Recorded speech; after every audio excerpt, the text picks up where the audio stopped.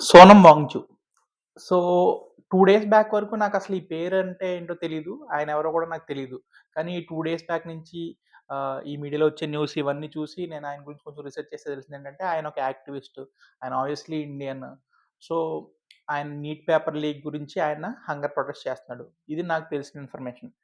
కానీ నాకు ఇక్కడ మోడీ గవర్నమెంట్ నేను యాక్చువల్లీ మోడీ సపోర్టర్‌నే. కానీ నాకిక్కడ ఈ ఈ ఇష్యూలో ఆహ్, మోడీ గవర్నమెంట్ నుంచి వచ్చిన రెస్పాన్స్ నాకు నచ్చలేదు. ఎందుకంటే దీన్ని నేను నా పర్సనల్ లైఫ్ ఎక్స్‌పీరియన్స్ నుంచి కూడా నేను మాట్లాడతాను. నేను చెన్నైలో పోస్ట్ గ్రాడ్ చదివేటప్పుడు నాకు నార్త్ ఈస్ట్ స్టేట్ మిజోరాం నుంచి ఒక ఫ్రెండ్ ఉండేవాడు. వాళ్ళ ఫేసెస్ ఎలా ఉంటాయి కొంచెం చైనీస్ ఫేసెస్‌లా ఉంటాయి. ఐస్ చిన్నగా.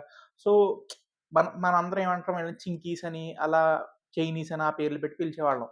సో, వాడు హార్డ్‌లీ ఒక 2, 3 మంత్స్ చదివిన తర్వాత ఆహ్, తర్వాత కాలేజ్ మానేసి వెళ్ళిపోతానని నాతో చెప్పాడు. ఎందుకురా ఏంటి ఇష్యూ అని అడిగితే ఆహ్, నేను మీలో ఫిట్ అవ్వలేకపోతున్నాను. నన్ను చింకీ అంటున్నారు. నన్ను చింకీ ఫేస్ అంటున్నారు.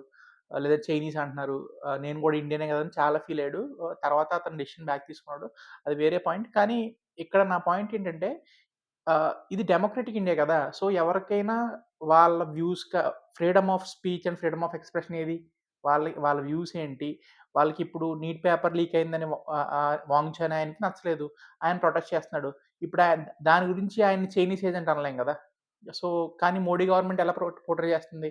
ఆయన చైనీస్ ఏజెంట్ అని, లేకపోతే ఆయన ఆహ్, యాంటీ ఇండియా అని, యాంటీ హిందూ అని. దీంట్లో అసలు హిందూ యాంగిల్ ఈ యాంగిల్ ఎక్కడుంది?